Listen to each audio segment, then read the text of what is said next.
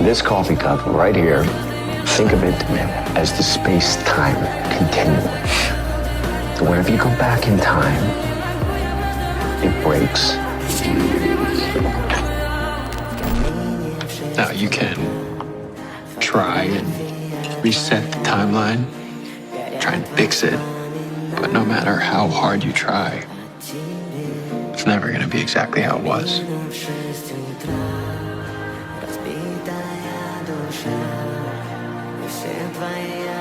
Do you ever think about stopping what's about to happen?